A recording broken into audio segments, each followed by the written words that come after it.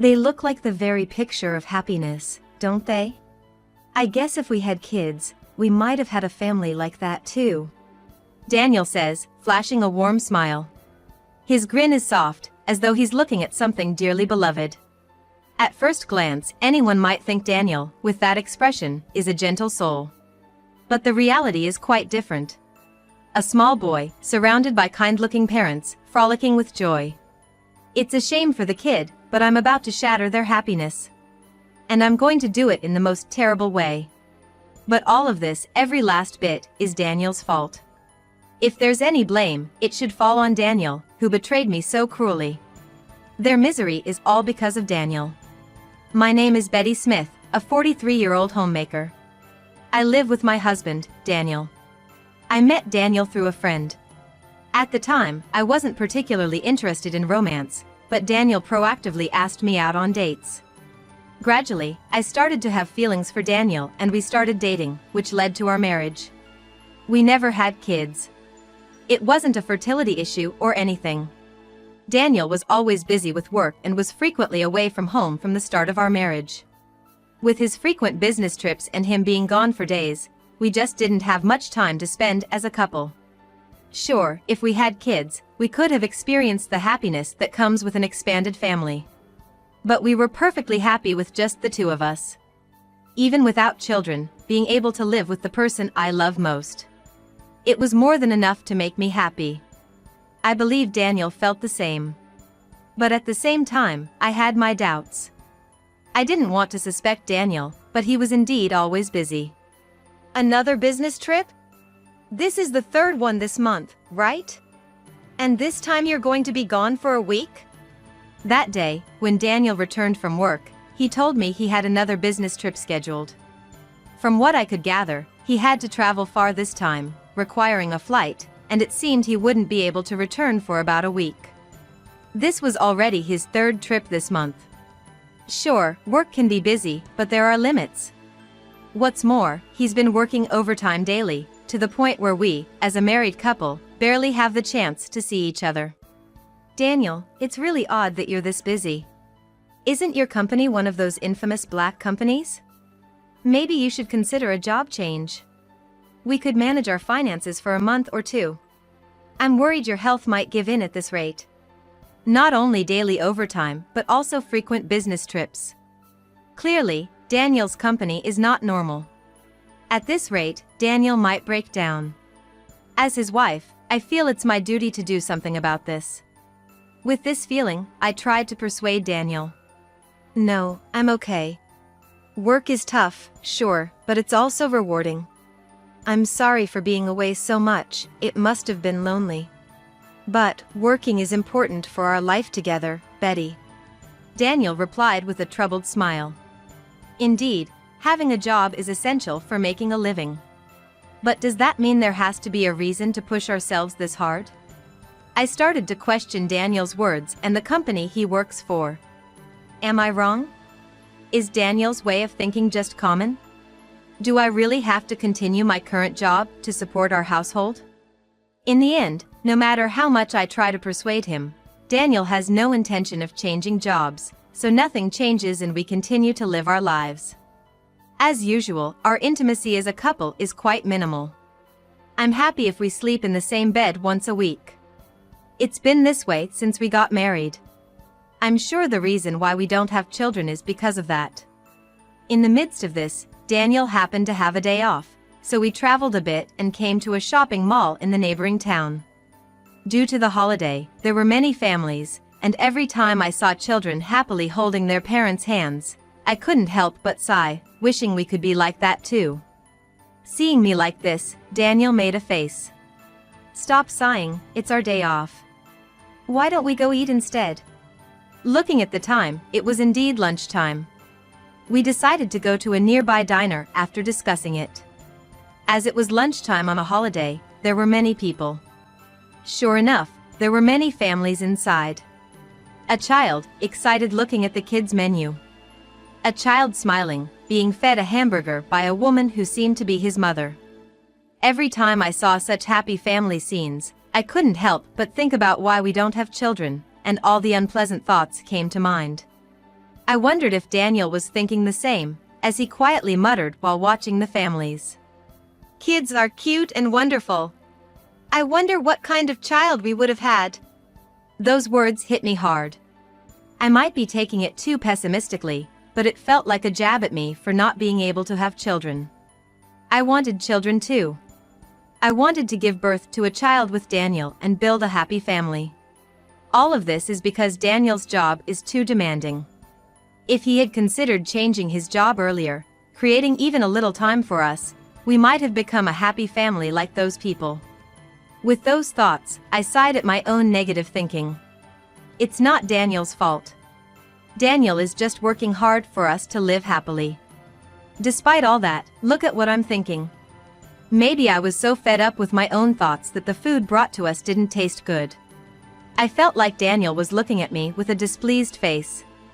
In the end, I couldn't even enjoy the rare outing with Daniel that day.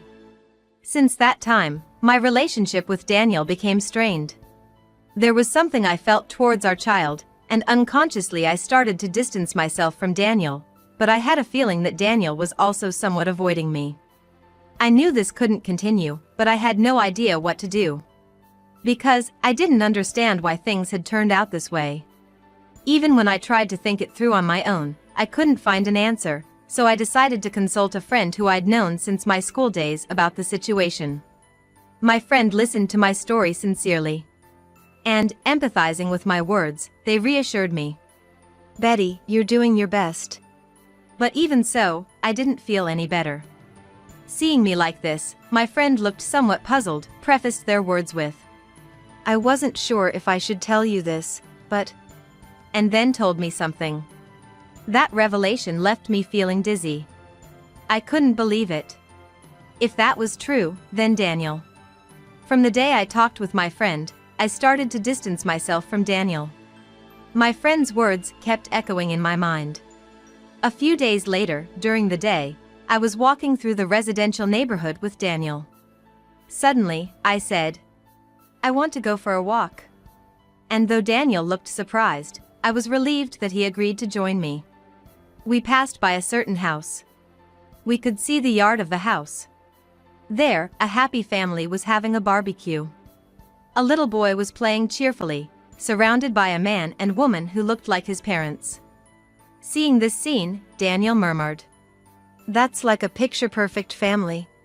Maybe if we had a child, we could have been a family like that. Towards the joyful family, Daniel cast a loving gaze. At first glance, one might perceive Daniel as a kind person. But the reality is different. Daniel and this family are irreversibly connected. That happy scene is undeniable proof of Daniel's cruel betrayal. That's why I had brought him near this house today. I watched Daniel to see if he showed any remorse, but it seemed he had none. If so, then no one would blame me for dragging him through hell. The child is innocent, but all of this is Daniel's fault. If there's someone to resent, it's Daniel. I made up my mind to punish the traitors. Yes, that may be so. But because of you, they're going to be miserable. I say, gazing at the family playing happily in the distance. At my words, Daniel tilted his head as if to say, What are you talking about? And muttered, Huh? He seems to be playing dumb, even at this point. What the hell is going on? They and I have nothing to do with each other, right? Sure, I must look like a weirdo for bringing this up out of the blue. But I don't intend to send innocent people to hell. It's because there's a connection that they're sent to hell. There was a tremor in Daniel's voice, or so it seemed to me. From Daniel's point of view, he wouldn't have expected me to say such a thing all of a sudden. Because there's no way his actions so far have been exposed. I was truly underestimated. Well, who knows? Let's just go home for today. We have no more business here, I said, taking Daniel's hand and starting our way home. Daniel, looking uneasy at my behavior, kept saying things like, What the hell is going on? And, Why won't you talk to me? But I didn't answer. The old me would have consulted with Daniel right away if I had a problem. Daniel was a dependable husband to that extent. Well, now I realize that was just to keep up the appearances of being a married couple.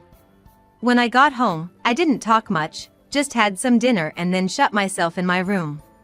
Daniel, looking anxious the entire time, kept glancing at me, but I pretended not to notice. Late that night, I quietly left the house. Daniel was sound asleep, so he probably didn't notice me going out.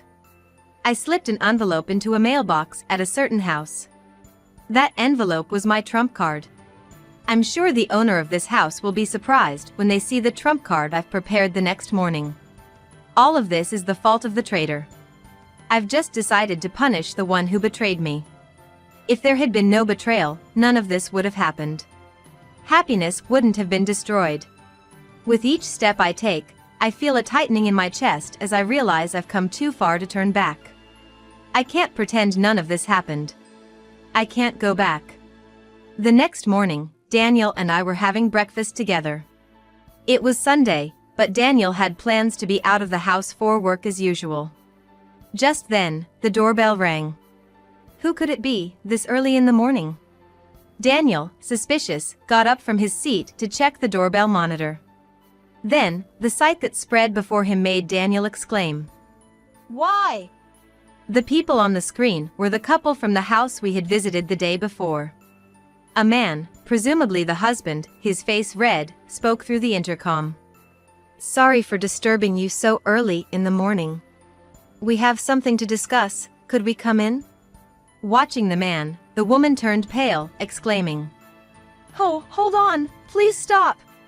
Let's go home. We can't trouble these people."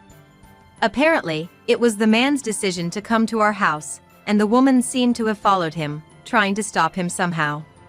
"Why are they here? What's going on?" Why had they come to our house? In Daniel's mind, it seemed like their visit to our house was not a good thing. While nodding in agreement, I opened the front door. "You saw that envelope, didn't you? Please come in. Let's talk face to face." As I said that envelope, the man's eyes widened. Yes, it was their house that I had slipped the envelope into late at night. When I invited the two of them into our house, Daniel turned ashen as if flustered. Ignoring Daniel, I made the couple sit down and served them tea. Daniel, who could not digest the situation, kept saying, "Why?" The woman, who was eager to go home. And the man, looking at both of them alternately, his eyes full of determination. The cast was now properly gathered here. It was time for the revelation. "You came here because you saw this picture, didn't you?" I said, laying out the contents of the envelope I had taken out of the cupboard onto the table. The inside of the envelope were the same as what I had put into their mailbox last night. There were a lot of pictures. In each picture, Daniel and the woman were walking arm in arm in the city at night, looking very friendly. Yes, they were having an affair. The reason I knew this was because one day, when I was talking to a friend, she told me, "I saw Daniel walking arm in arm with a woman in the city at night." At first, I couldn't believe what she said. That night, while Daniel was in the bath, I checked his smartphone that he had left in the living room. His password was so careless that even I could easily see what was inside. There were text exchanges with a certain woman. It seems that the two of them have known each other since their student days and apparently were close even before I started dating him. They seemed to have drifted apart upon starting their careers, but they happened to reunite at a class reunion and apparently started dating from there. In other words, while he was in a relationship and even married to me, he was fooling around with another woman. This is unforgivable. With this thought, I hired a private investigator to track their movements. Then, the evidence started piling up. Moreover, she had a child. By calculating backwards from the time the child was born, it was discovered that the likely conception period coincided with a week-long trip the two had taken. All this while, I had believed Daniel's absences were due to his busy work schedule. But that was a lie. It seemed he was simply spending time with her, coming home late and frequently going on business trips. She, like Daniel, probably used the excuse of being busy with work to spend time with him, all to avoid arousing suspicion from her husband. This means, the child Daniel once looked upon so affectionately was his and her child. When I explained all this in my own words, The man's face turned beet red and he grabbed the woman by the collar. It's not like that. Everything she's saying is a lie. That child is yours, there's no doubt. The woman shouted out in desperation. But the presence of the photographs made it clear, at least the infidelity was a fact. The man's anger did not easily dissipate. I'm divorcing you. Be prepared, the man declared loudly. The woman was sobbing, pleading. Wait. And it's not like that. And I let out a sigh, wondering what she thought was wrong. As I watched their dispute, I casually glanced at Daniel and noticed him breaking out in cold sweat, perhaps feeling apprehensive about the upcoming events. Of course, it wasn't just her who was at fault for the affair. Daniel too needed to face his consequences. It seemed the man was somewhat satisfied with demanding a divorce. His face still held the traces of anger, but he said nothing more and took his seat. It was as if he was passing the baton to me. Of course, Daniel, you will face appropriate consequences too, okay? Your actions are a clear act of betrayal. And you've been fooling me for years, I said, smiling slyly. When I first discovered Daniel's betrayal, I struggled to accept the reality and prayed again and again that it was just a dream. But once things started to progress, I didn't feel that way anymore, and all I could think about was sending Daniel straight to hell. My words made Daniel's face turn pale and he fell to his knees. Please, forgive me. I admit that I was involved with her, but it's you that I truly love. That's why even when she had a child, I didn't divorce you, and I wanted us to stay together as a couple. I would have been fine just being with you, even if we didn't have a child. Suddenly, Daniel started saying things that were all too convenient. At that, Daniel's words made a woman's face turn beet red as she lunged at him, exclaiming, "What's that supposed to mean?" Ignoring her, Daniel continued, "It was all just a fling with her. I was just under a spell. The only one I truly love is you, Betty. I don't care about the kid or her. As long as I'm with you, that's all that matters." Normally, being told by your loved one that you're all they need would be something to rejoice about. But I couldn't believe Daniel's words anymore. After all, there was a time when Daniel undoubtedly looked at that boy with love. Because he clearly felt affection for that child. You say you don't care about the kid, but that's a lie. You've been talking about having children for a while now.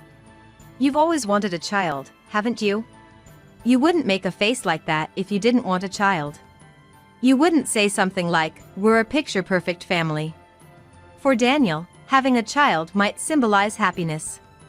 But there's no child between us. Because Daniel has been prioritizing his time with his mistress over me for a long time. I really don't care about the kid. I don't care about her either.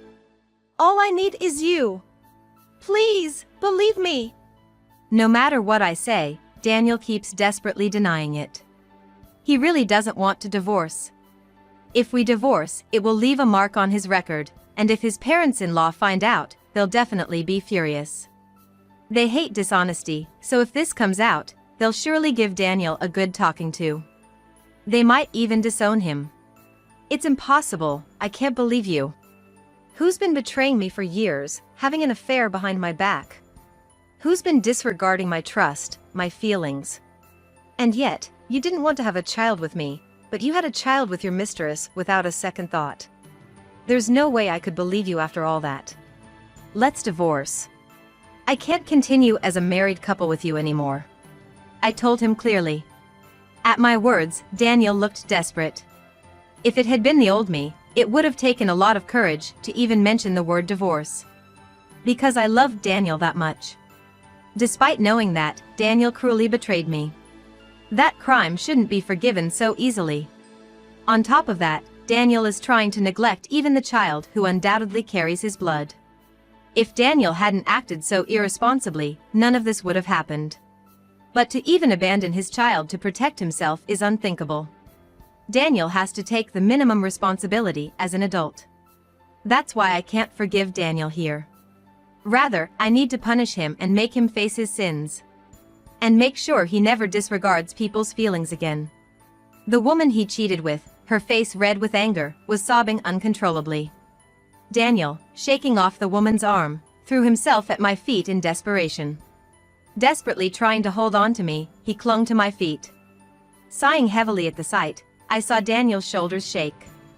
But even seeing him like that, I didn't feel the slightest inclination to forgive Daniel. Afterwards, we decided to divorce. Daniel was very reluctant, and we even had to go through divorce mediation. We had plenty of evidence of the affair, so the divorce was granted on the grounds of Daniel's responsibility. Then, I demanded property division from Daniel. Of course, Daniel's parents-in-law heard about the situation, and they were furious. They wouldn't even let him cross their threshold.